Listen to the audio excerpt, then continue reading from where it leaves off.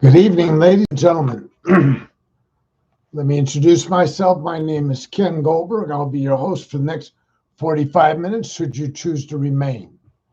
If you came late, which could be any time in the next 45 minutes, so should I repeat myself? No, not yet. 6 p.m. in the evening in Dallas on March 1st, 2021. You may come across this video years later. You're wondering? Now you know. It was 2021, March 1st, when I was doing this. So whenever you show up today in live time or several years down the road when you're just, skimming through the internet, whenever it is, welcome, welcome, welcome. To those of you that are live, doble welcome. Debbie, Lisa, Chris, Kathy, hi, had, ho, had, hey, had, ho, had.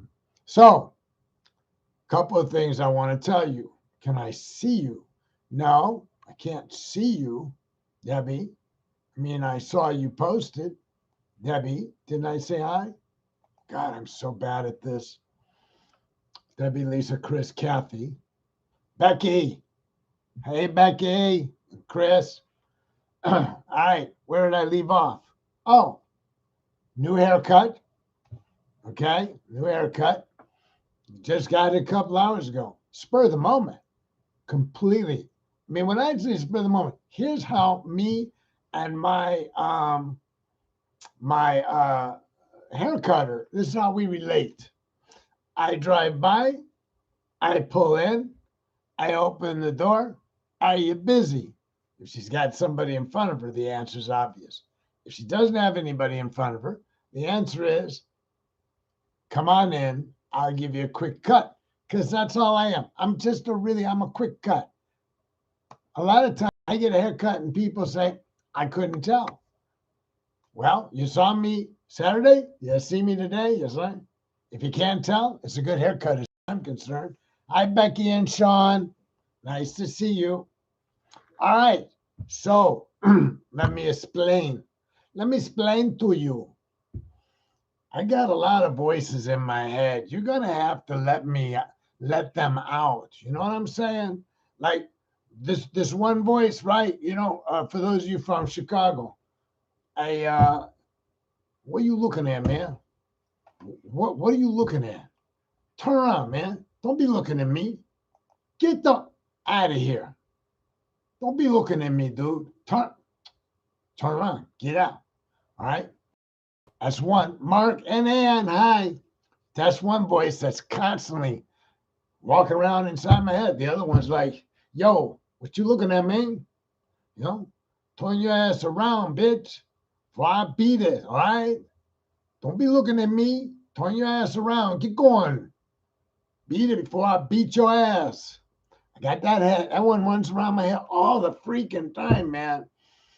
I got a lot of them, man. Oh, it's just busy up there sometimes. It's like an international convention, but nobody speaks the exact same language. And there's no interpreters. Anyways, back to what I wanted to tell you about. So, today is Monday, in case you didn't know. Yesterday, y'all know? That's right. Yesterday was Sunday. So AJ called me. Some of you remember AJ. And she said that Russ Martin had passed away. Russ Martin and I used to be on the same station in Dallas. Before you go lamenting Russ Martin on my comment thing, stop. This is not an homage to Russ Martin. Russ Martin worked hard to upset my radio career, and I believe he was successful either in having me fired or creating the kinds of conflict that got me fired from my most significant radio job that I really loved. So Russ apparently, ironically, died, but he didn't just die. Here's the ironic part. Alcohol. Okay. So, and this is just, I don't know. I wasn't with him when he died. Anyways, here's the thing. So we worked at the same station. Howard Stern was on 5-10. Pugs and Kelly 10-3. Russ 3-7. Ken 7-11. And yes, he was a jerk, Becky. And so we got into it. I mean, we got along until I had my own show, full-time show. And then, he started tormenting me.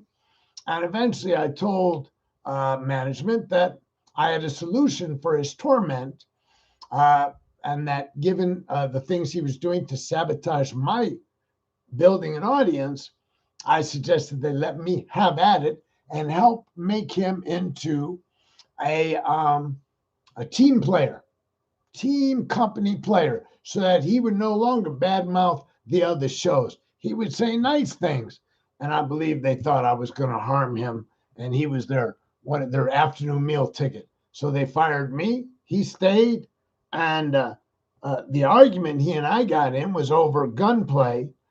His people were running around the station with a gun, but with blanks in it, and inappropriately shooting the gun. I say inappropriate. I continue to say it. It's been 20 years, whatever. So, anyways, I had I set out my gun. We got into a thing. My producer and I. He invoked Russ Martin. I said something acerbic about don't come in here with a gun, blanks or otherwise, because they would walk in the room and start shooting, So I started this thing.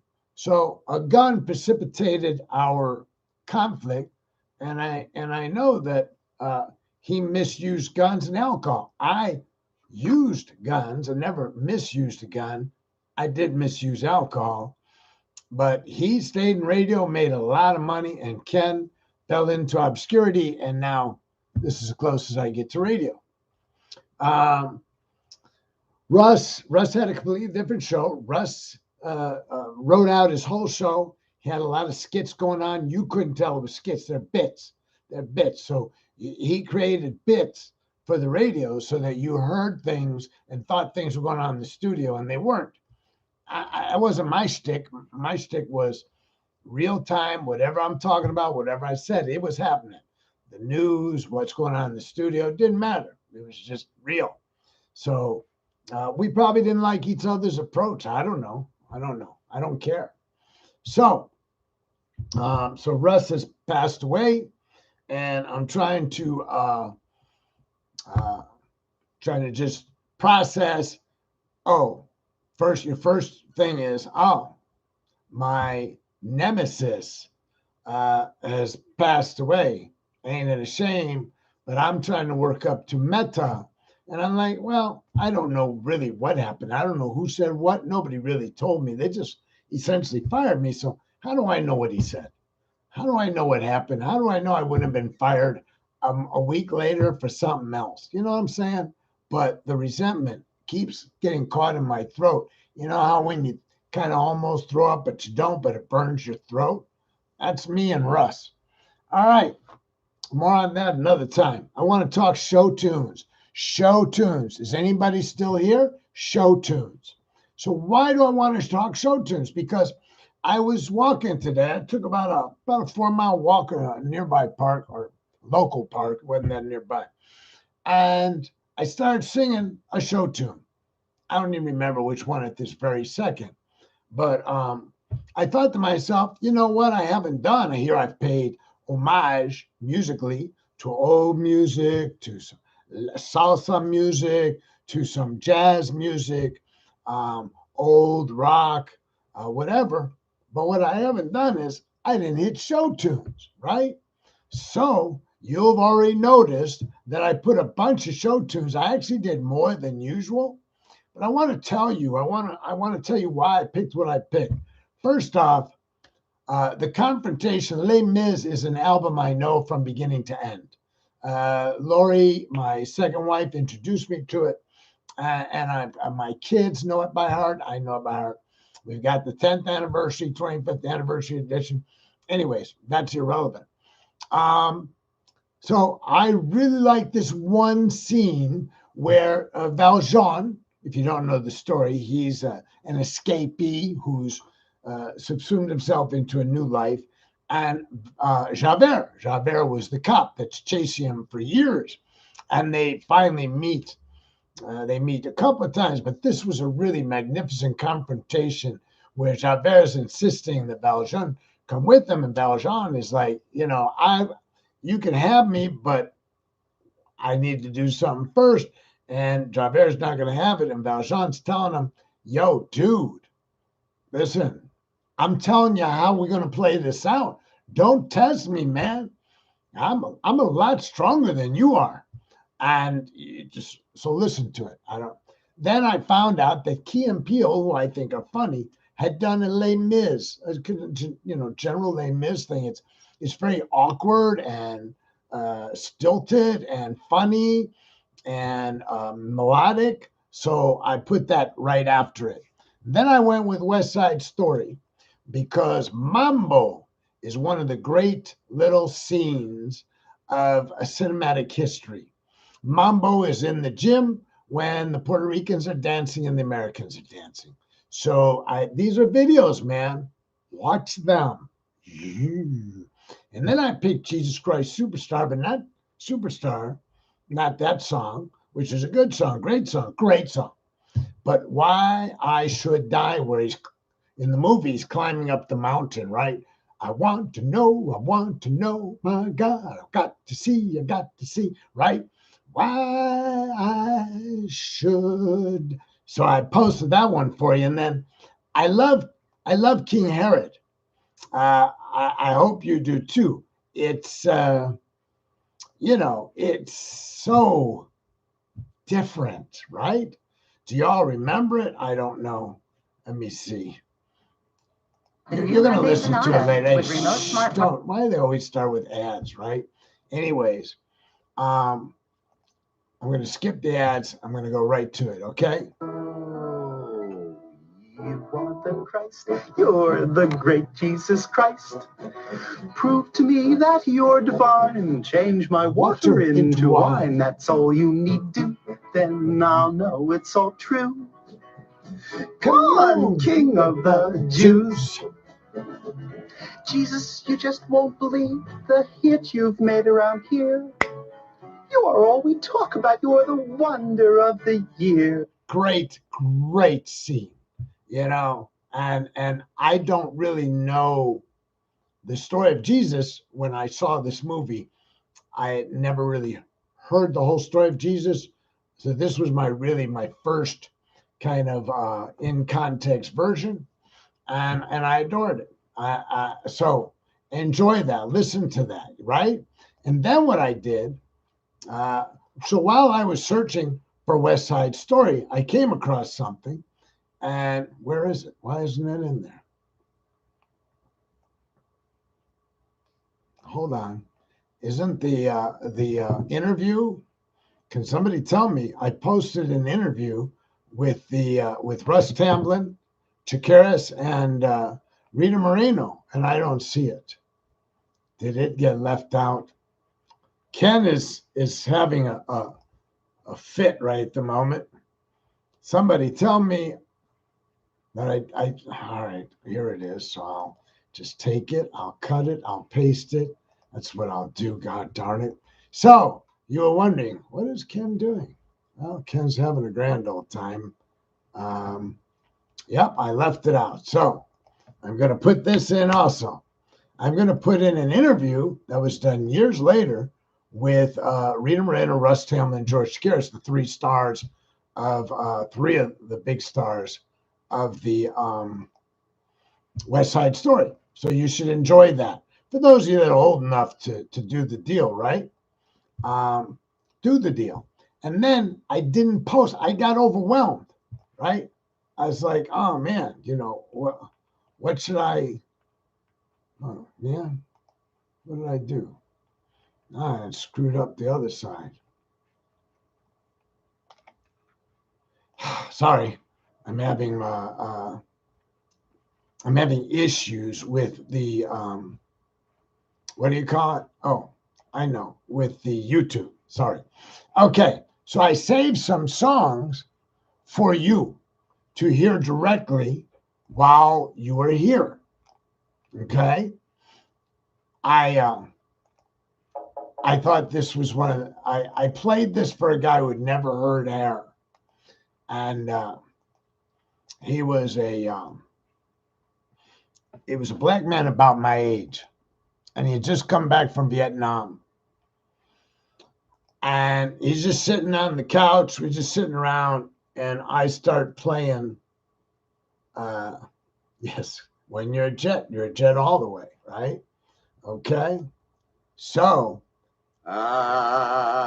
he's sitting on my couch, and this comes on the stereo. A nigga, a black nigga, Uncle Bunny, jigaboo, gun in him, Uncle Tom and your mama, little black Sambo, cotton picking, swamp in a junk man, shoot shot, elevator, operator, saber cleaner, at morning, hard horse, slave, zombie, go banging it, got no stop, dancing, rest in the holler, and there's a deal, the United States of love.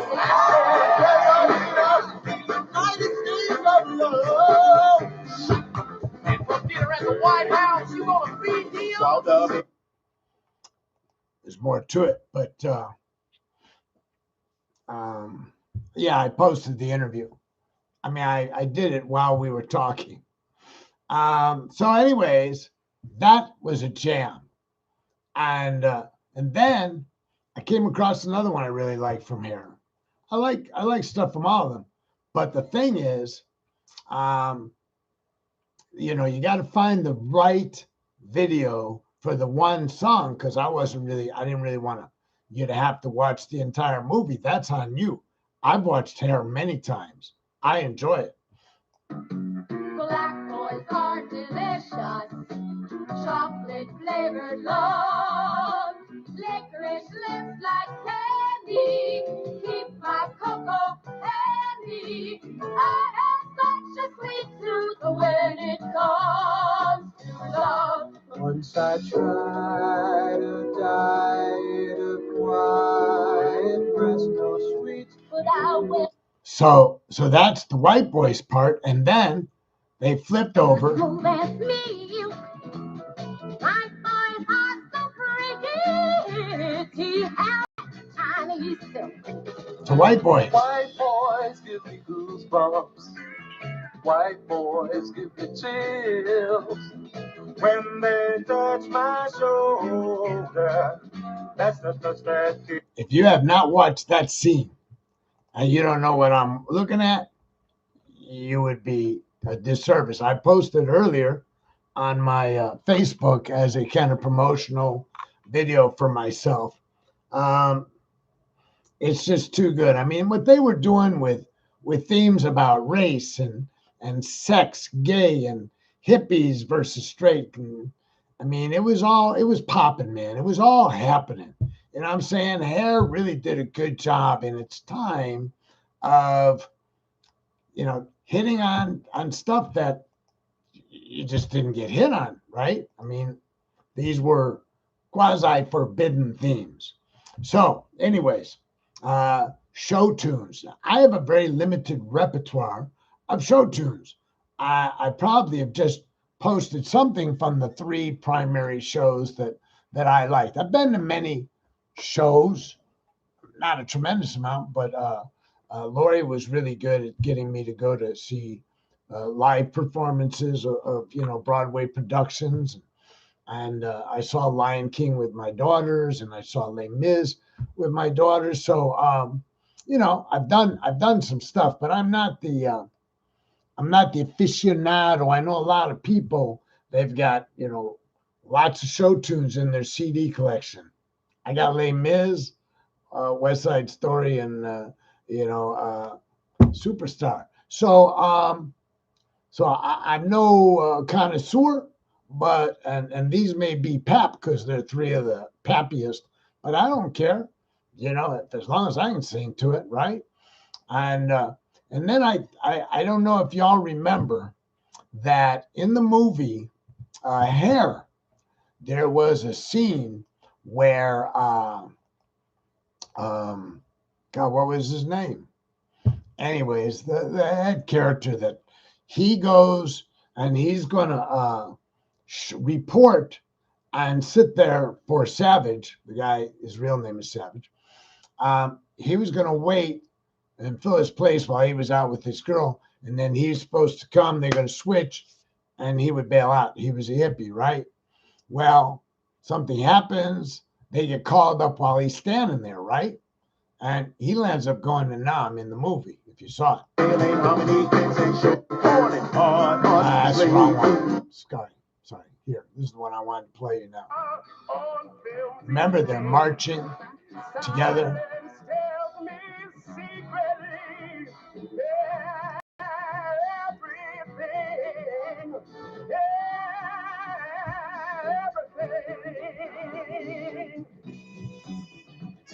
So I don't know if you could hear that because it's kind of muted. That's not me. That's the video. This is the scene where, what's his name? You all know his name. Anyways, he played the hippie guy. He's now marching with the helmet, the uniform, to get onto the planes, the transport planes that are going to take them to Nam.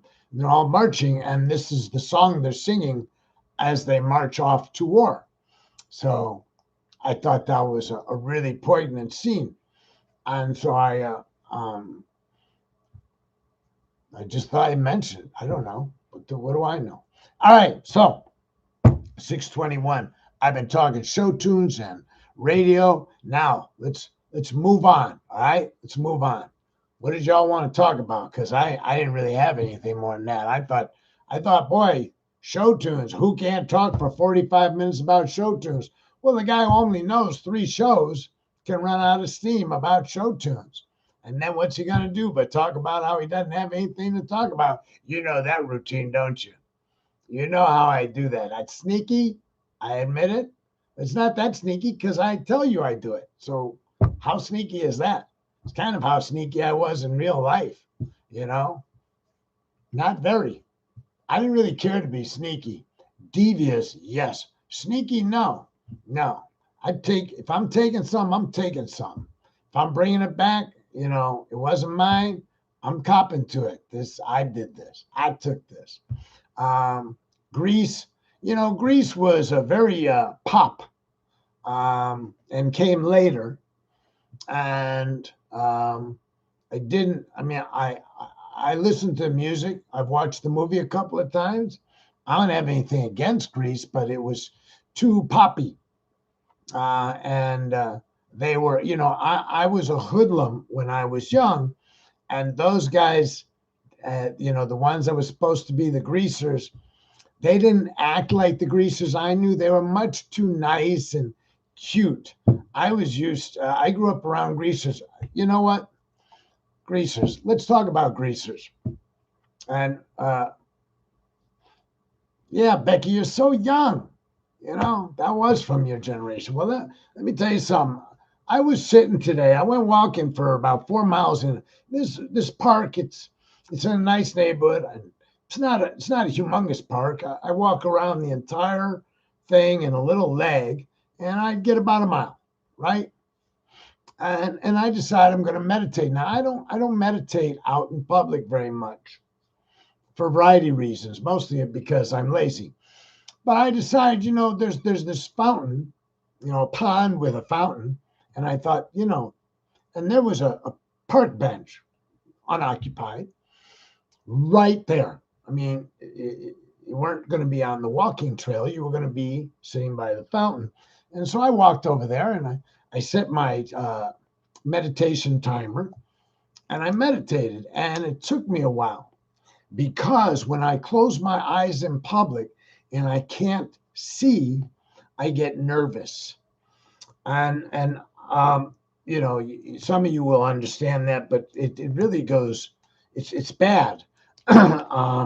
When I went to spread my friend Jerry's ashes is when I really had a horrible attack. I went up this mountain 3 miles up to this waterfall that nobody hardly ever came to. It was a small waterfall in Tucson. And you had to be pretty good shape to get there anyways, and I was in good shape.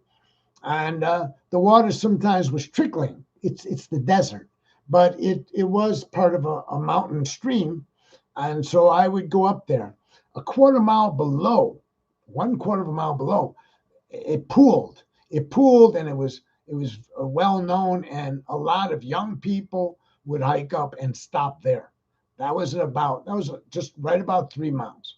Hardly anybody would keep going past that. You could go for quite a ways past it. Hardly anybody ever did. And I was in the habit of going there and sitting in the water and the waterfall and just lounging there with my friends. My friends. I hiked a lot by myself too. On this particular day, I was going to take my friend Jerry's ashes to this waterfall because I had the ashes and I felt it was appropriate to spread them.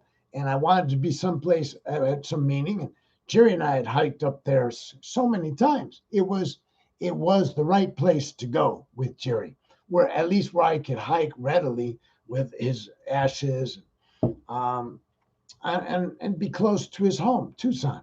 So I get up there and I strip down to my swim trunks. And so I've got my backpack, my knapsack, my water and everything, my watch, my phone, my wallet are all sitting on the rocks. And I get in the water like I've done 50 times before with his ashes. Where I'm going is uh, I was emotionally ravaged as I began to let go of Jerry. He was very dear to me. But in the midst of this, I couldn't, because of the waterfall and nobody being with me. I was paranoid that somebody was sneaking up on me in this waterfall where nobody ever comes to. And I really realized how bad my hypervigilance was. There's just so few places on earth in public where I ever am not swiveling looking for a problem, danger, potential danger. So that day really drove it home because I was as emotional as I've ever been in my life. That's the fact. Losing Jerry was traumatic, and taking his ashes up the mountain was a significant emotional event for me. But letting go of his ashes into this stream, just I just cried and cried and cried. But as I'm crying, as I'm completely, totally, emotionally devastated, my mind kept going to, I need to go get out. I need to get out of here. I need to go stand by my stuff. I can't be in the water and not being able to see, you know. And I really, like I say, it really caused me to reflect on just how nuts I became over the years. So today I'm sitting in the park and I put on my timer and I close my eyes. And for the first 2, 3 minutes, I kept wanting to open my eyes and see. And there was no way to get to me. I'm sitting on a park bench. There's a walkway to it, but the people walking around the park aren't going to be there because this walkway led to one thing, the park bench. It didn't go anywhere else. And then if you wanted to come up behind me, you had to go through grass and mud and stuff. And that wasn't going to happen. So the risk was beyond de minimis. It was negligible. It was non-existent, and I really had to talk myself down.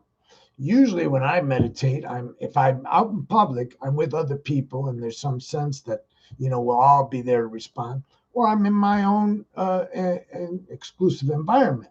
When I meditate at the temple, my back is never to the people that I'm meditating with. I'm the leader. I'm sitting looking at them. I see the door. If I'm in a place and I'm meditating with a group of people and a door opens, here's a line from Gary Corsi. Look and see if it's Chop Chop Charlie. Gary would always make reference to Chop Chop Charlie, the guy that comes in and hatches everybody, right?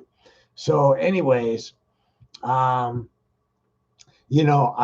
thought back and my first nemesis, whatever you call them, were greasers on the south side of Chicago before I ever had trouble with blacks and Puerto Ricans and Mexicans or any of that. What I had trouble with was greasers. and they would pick on us. Uh, so they were mostly Irish and Italian and Polish, and then the Jews, we dressed differently. We didn't even dress like, and I don't even know how we all decide how to dress. I dressed the way I dressed till I got to high school. And when I got to high school, I was told point blank I needed to work on my wardrobe. Okay. And so I did. And the wardrobe for young Jewish white kids in South Side of Chicago was penny loafers, Levi cuff pants. They were called Levi stay pressed because they didn't wrinkle. And then a button down shirt with a nice collar from Brooks Brothers or Gant or something. It was like a uniform, just like greasers were wearing, a t-shirt and with the folded up sleeve with the cigarettes in the sleeve and tight jeans and pointy shoes. Everybody had their thing. And then for those of you who are from the South Side of Chicago, you also know there was something we called Gouster, right? And uh, that was the black kind of gangster look, with the hair. And anyways, so by the time I got to high school, I was already hyper vigilant.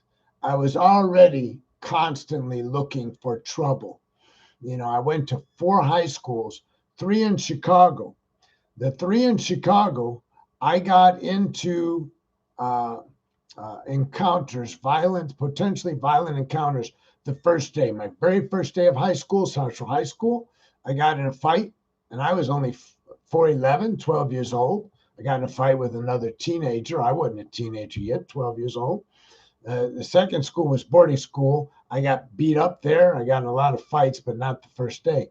Came home, went to Kenwood High School, fight, almost getting in a fight the first day. And then I went to YMCA Central High School, and these guys robbed me the first day I got there. I got robbed the first day at Kenwood High School, too. That's what happened. So anyways, my lunch money. I mean, I didn't get robbed for lots. I didn't have lots. So here it is. I'm 68. I'm sitting in a park. Nothing to be uptight about. And it took me time to talk myself down so that I could just relax, focus on the breath, breathing in. I know that I'm breathing in, breathing out. I know that I'm breathing out. I probably should not have chosen some of the ways that I lived when I was a teenager, which fueled this. I mean, some of it was unavoidable. Like in grade school, I didn't have a lot of input into who was going to jump on us and who wasn't. And I didn't have much input my first couple of years of high school. But when I ran away from home and lived in the streets, I probably could have found a more placid group to hang with. But for whatever reason, I just tended to immerse myself in a culture that wasn't that everybody was violent, but the ambiance, the environment was prone to violence. And then when I stopped being a kid in the streets, I became a street worker, and I saw so much violence when I was a social worker working on the streets. I mean, there was violence constantly, right? And if it wasn't violence, it was threat of violence. So all I'm saying is that it just builds up, it builds up, it builds up. And then you say to yourself, well, I'm long gone from the streets of Chicago. From the streets of Chicago alone, 25 years. From being in the streets and hanging out in the streets, 40 years, right? So why do we carry, they say you carry trauma in your nerves. I'm not looking for affirmation or not, so you don't have to Google this. What I'm telling you is that I've been in various therapy, counseling, and stuff, and they say that if you have certain types of trauma, especially around issues of violence, it doesn't go away. It hides out in your nerves and stuff, and like herpes. It's just like herpes, right? And then if it's triggered through something you observe, something you hear, maybe something you smell, then just you're triggered. And for me, apparently, just closing my freaking eyes can trigger me. Isn't that uncool? I'm trying to clean up my language because I don't think it's conducive to this podcasting environment that I use profanity as excessively as I have done sometimes, especially when I'm angry, right? So I'm trying to clean up my act. So if you saw me hesitating on an F, you know I was revising. So, all right, it's 6:35. I'm opening up the floor to you. Just like Becky said, what about Grease? You can just go at it. We can talk about show tunes to wrap this up. You can throw out your favorite show tune, Hello Dolly, Guys and Gals, Singing in the Rain. Those are all movies. I don't know if those are show tunes. I know Oklahoma is a show tune. Never, as a kid growing up in Chicago, Oklahoma had no appeal to me. South Pacific, right? Bali High. I know I don't sing like she does. I'm just reminding you of the tune, right? I'm going to wash that man right out of my hair. I'm going to wash that man right out of my hair. I'm going to wash that man right out. And yeah, I brought. There was a delay. Cabaret was a good one. Yeah, with Liza Minnelli, and that's the movie version. I guess there was a stage version. Liza Minnelli. Yeah. So you guys have watched a couple of shows yourself, and you might remember South Pacific and some of those early ones that you may have even seen at the theater when they first came out. I remember seeing West Side Story. You know what I remember West Side Story? One of the first movies besides Ben-Hur, I think Ben-Hur was first, where they had an intermission and they stopped the movie and you went out into the lobby and you got a lemonade and something else because the movie was so long. And if you read, my mom and I saw Cabaret. Becky brought up Sound and Music. I don't know the unsinkable Molly Brown. So Fiddle on the Roof, I'm acquainted with. Yeah. So Joan says her folks had them singing show tunes in the station wagon. And so Joan, imagine in the van or in my Prius, depending, my daughters are having to do Les Mis. We would bring like two different versions of Les Mis. We would listen to the original Broadway production, and then when that was over, we'd take out those CDs and we'd put in the 25th anniversary edition, and we sang along with the whole thing. We could sing along with West Side Story and stuff. So yeah, I get that. The Music Man, 76 trombones at the big parade, 110 clarinets right behind.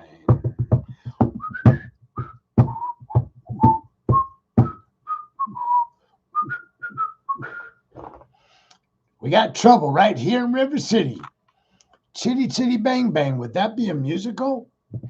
God, it's been a long time since I saw Chitty Chitty Bang Bang. I thought it's just a regular movie with some songs. Does that qualify as a musical? Huh. Probably, doesn't it? Huh. I guess. I mean, it was all singing cast, wasn't it, Becky? Huh. The Music Man. Yeah. Robert Preston, was that his name? Yeah. We got trouble, folks, right here in River City. Pool.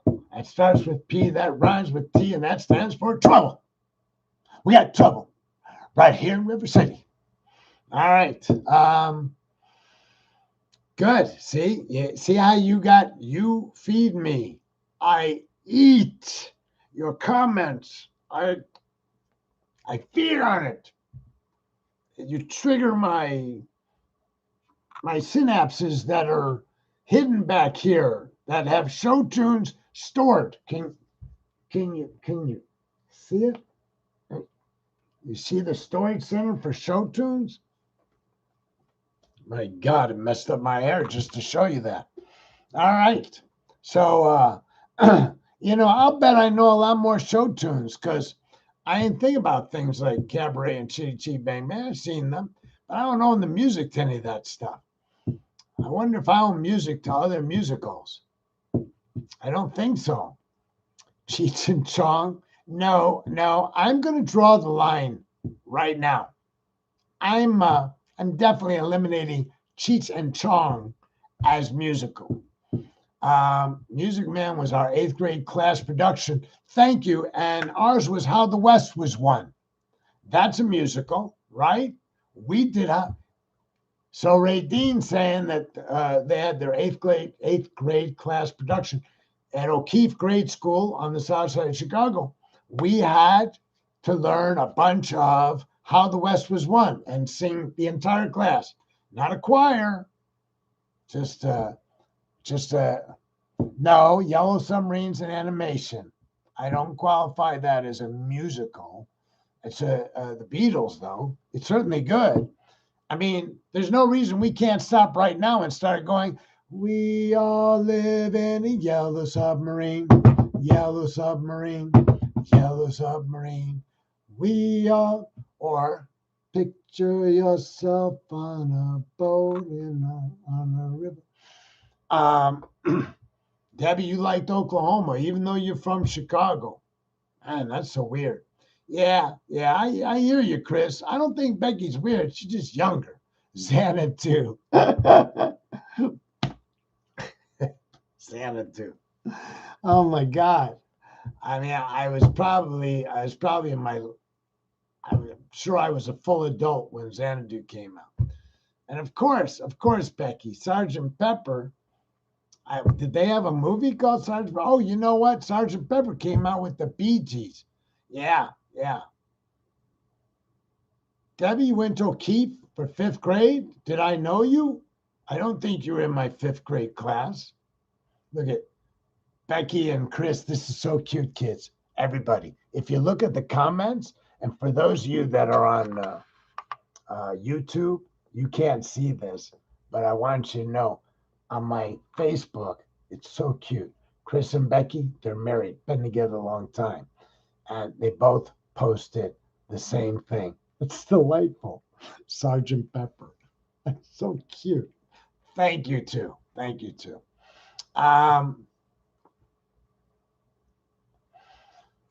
Debbie was in the science fair. There was more than one 5th grade class. Yes, there was. I'm just wondering who. I guess I don't remember my teacher in 5th grade. So what's the point of asking you who yours was, huh? Gosh. Huh. Yeah, that was very cute, Chris and Becky, the way you both posted Sergeant Pepper. Anyways, it's 6:43. It's time to wrap it up. You guys, see, sometimes the comments are the star of the podcast. And that's a beautiful thing, unless you happen to have the misfortune of being on the YouTube and you don't see any of this. But the saving grace is nobody ever seems to look at the YouTube version. I mean, when I go back and look, I've never had more than 8 people look at a single one. So why the question mark? Because I asked you who your 5th grade teacher was? All right, I'm wrapping it up, kids. It's 6:43. It's going to be 6:44 before I finish my sentence. And we should be practicing metta. It's not a big crowd today. Let's see if we can remember our 5th grade teachers, Debbie. We'll check back with each other. All right. I bring my hands together before my heart. I got to take some deep breaths because I'm show tuned.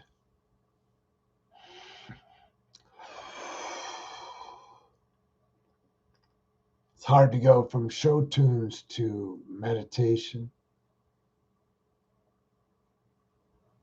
I take some deep breaths. I calm down. I think to myself as I would have you think to yourself about yourself. May I be happy, healthy, and free from harm, free from anger, anxiety, and fear. May our practice lead to greater peace and comfort in our lives. May my mother and father and all my living family, friends, be happy, be healthy and free from all harm. May they too find their path that leads them to greater peace and comfort. And to those persons I find difficult, for whatever exchange we had, that I may harbor some ill will, let me let it go for a moment, so that I can really and truly and freely send them metta, goodwill, so they may be happy, healthy, free from harm, living their lives in comfort and peace.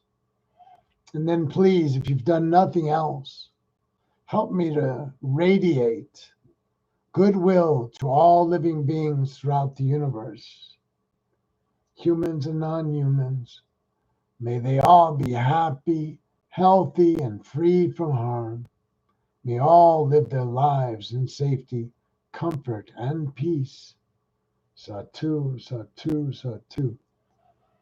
Oh, Joan's trying to mess me up. Oh no, Joan. Weekend? I know it's Monday. You ain't getting over on me like that. You got me thinking, I'm going to take the weekend off. By the way, you probably know this. I got shot number 2. It's been over 48 hours. I feel fine. So if you haven't had your second shot, or in some cases you haven't had your first shot, it doesn't necessarily mean you're going to get sick. Thank you, Mark and Ann. Thank you, Debbie and Rose. Thank you, Kathy and Joan. And I hope Lisa was still here, and Ray Dean, and Chris and Becky, and Sean. Maybe Sean stuck around, right? That'd be cool if she did. She's in Houston. All right, Debbie, you got this.